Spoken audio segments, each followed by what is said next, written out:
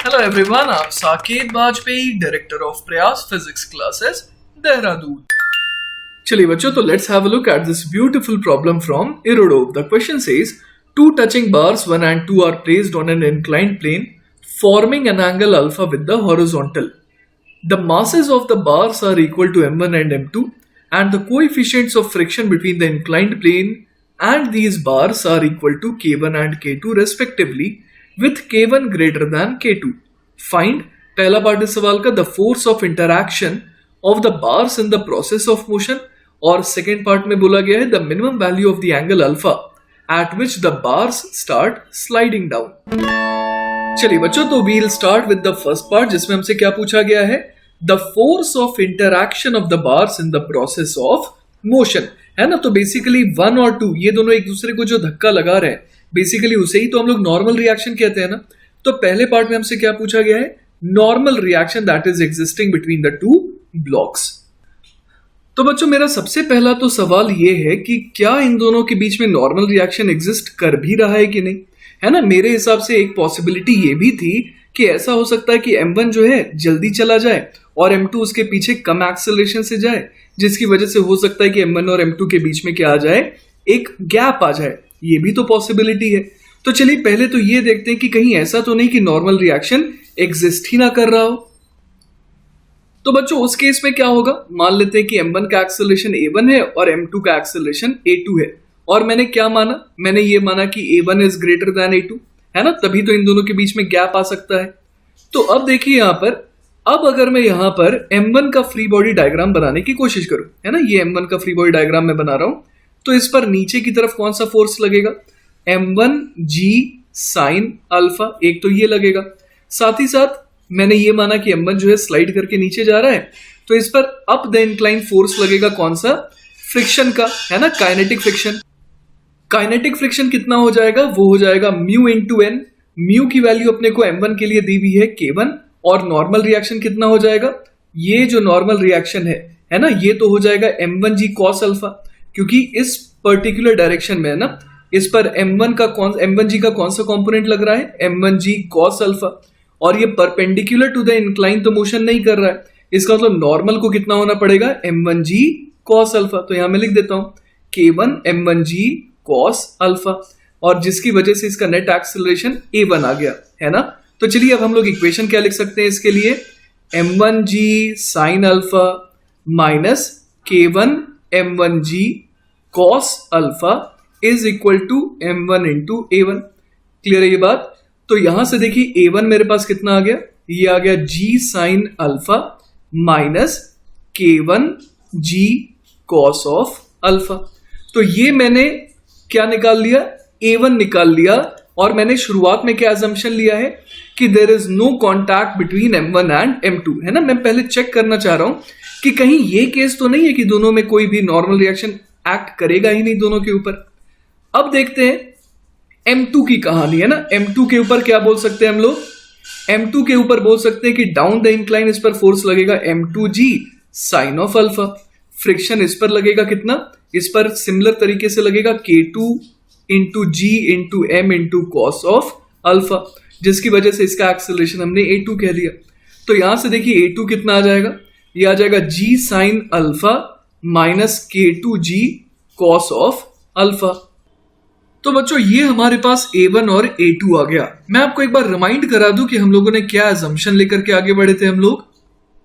तो बच्चों जैसा कि आप देख पा रहे हैं, हम लोगों ने अजम्पशन लिया था कि a1 is greater than a2, और अब देखते हैं हमारे पास क्या आया. हमारे पास आया, देखिए अपने को सवाल में ये एक्चुअली मेंशन्ड था कि k1 जो है वो ग्रेटर देन k2 है ना. तो आइए देखते हैं हम लोगों का क्या आया है. हमारे को ये दिया था कि k1 is greater than k2, तो उस हिसाब से जरा देखिए क्या आ रहा है.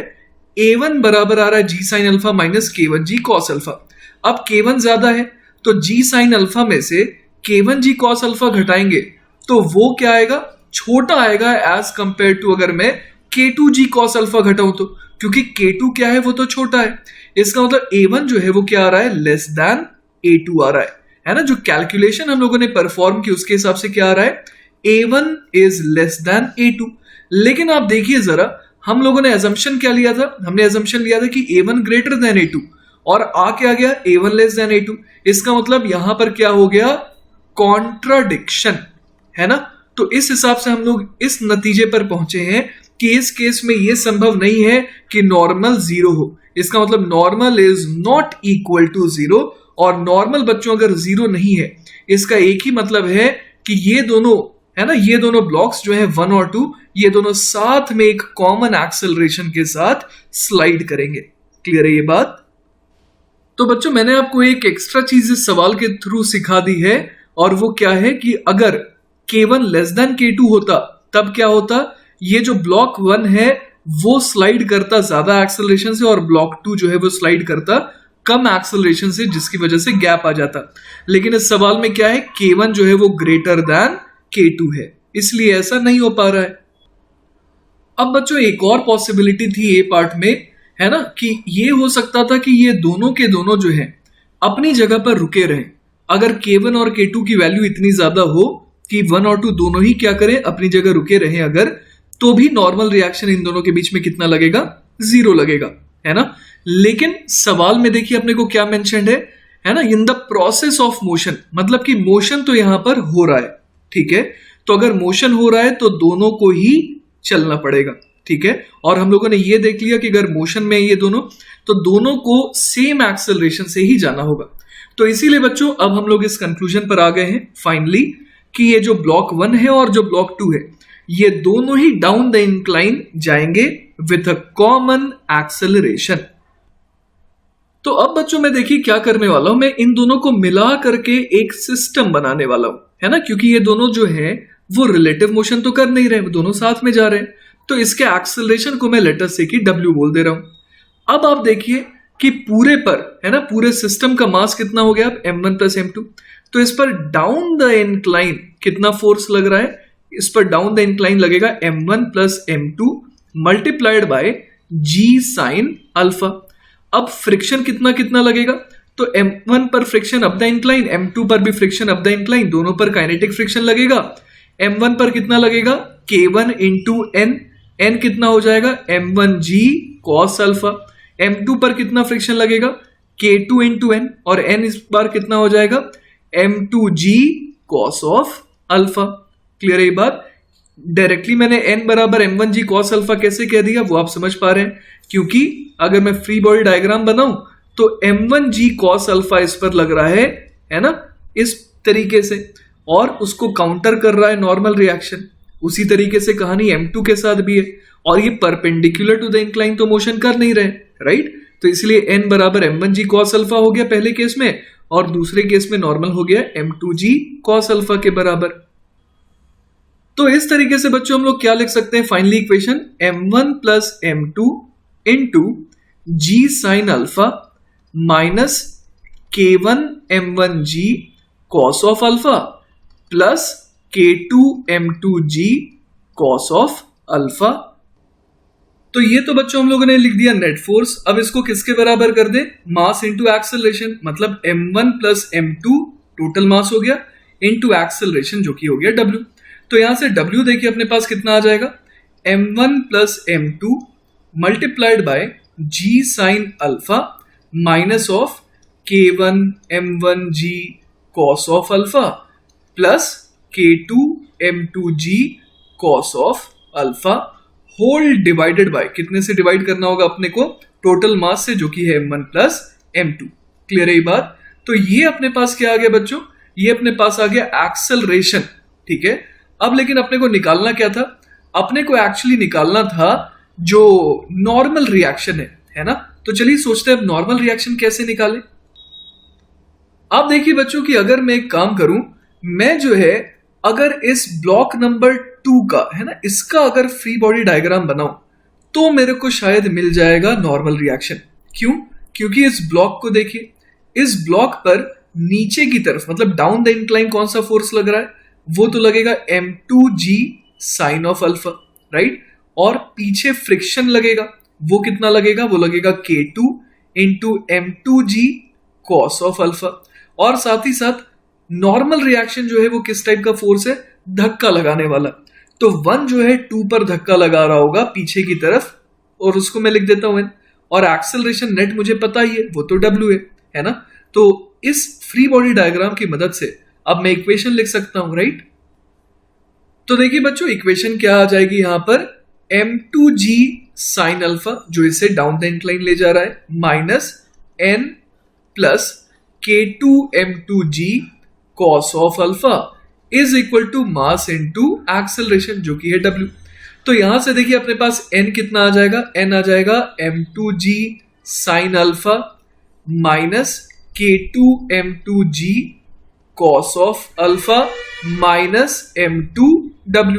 क्लियर है ये बात। तो चलिए अब इसमें वैल्यूज भर देते हैं और हमारे सामने हमारा जवाब होगा।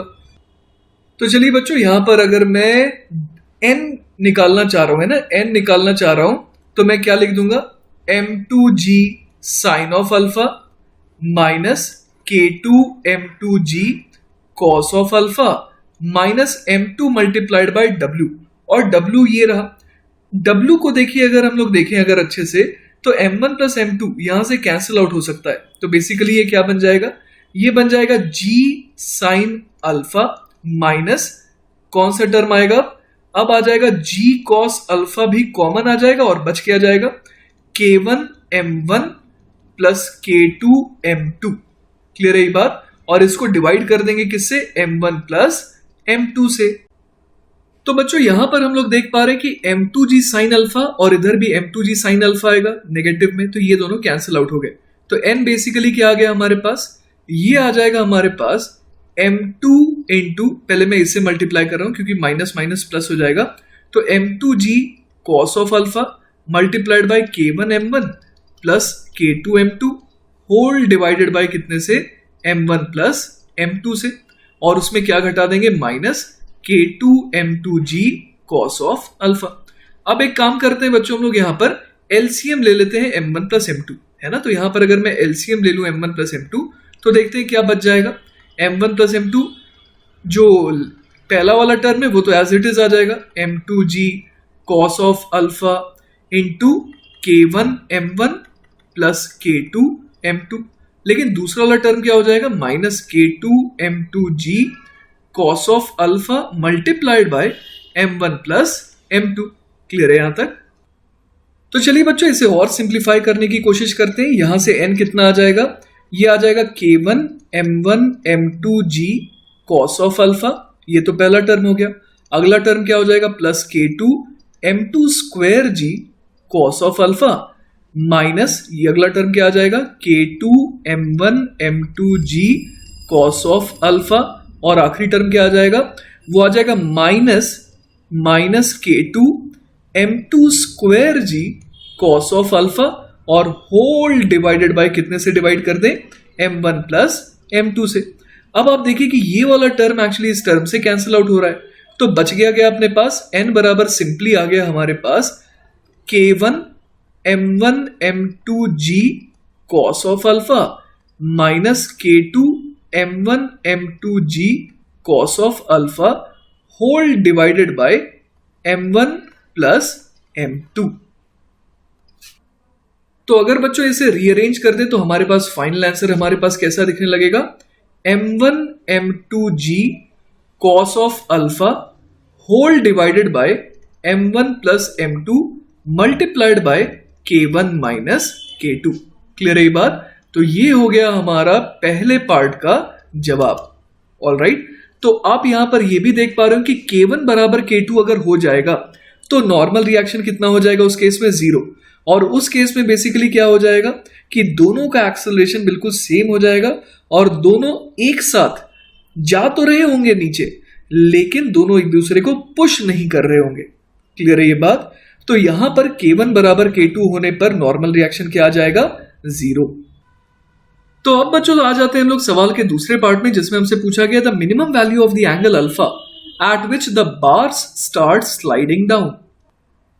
तो बच्चों इस सवाल में हम लोगों ने बेस्ड ऑन दिस कंडीशन है ना, k1 ग्रेटर देन k2, हम लोगों ने ये तो आइडेंटिफाई कर लिया था कि अगर नीचे जाएंगे तो दोनों साथ में ही जाएंगे।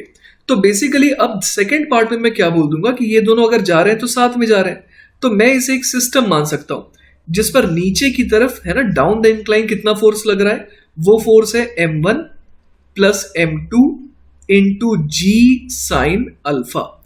और इस पर अप द इंक्लाइन कितना फोर्स लग रहा है? पहले वाले पर फ्रिक्शन ऊपर, दूसरे वाले पर भी फ्रिक्शन ऊपर, मतलब अप द इंक्लाइन, है ना। और यहां पर हम लोग क्या बोल देंगे कि अब मैक्सिमम जो फ्रिक्शन लग सकता है वो लगेगा उस पर्टिकुलर एंगल पर। तो वो कितना हो जाएगा? वो हो जाएगा K1 M1 G cos of alpha plus K2 M2 G cos of alpha.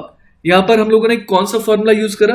Mu into N वाला, है ना। मतलब कि हम लोग यहां पर लिमिटिंग फ्रिक्शन की वैल्यू का इस्तेमाल कर रहे हैं, है ना। तो जब नीचे खींचने वाला फोर्स ऊपर की तरफ रोक के रखने वाले फोर्स के जब बराबर आ जाए तो इस पर्टिकुलर एंगल पर हम लोग क्या कहेंगे कि अब ये at the verge of slipping है, ठीक है।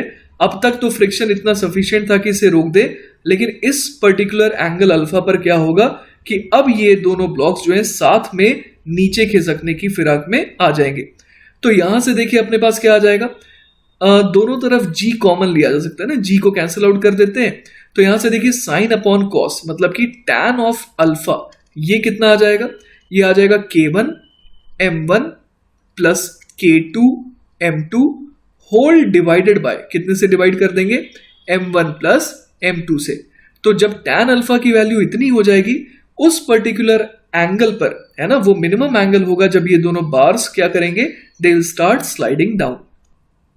तो बच्चों हमारा फाइनल आंसर किस तरीके से हम लोग देंगे? Alpha is equal to tan inverse, है ना, tan inverse of K1 M1 plus K2 M2 whole divided by M1 plus M2। So this is our final answer. तो इसी तरीके से हम लोगों ने इस सवाल के दोनों पार्ट को बड़े आराम से सॉल्व कर दिया। All right.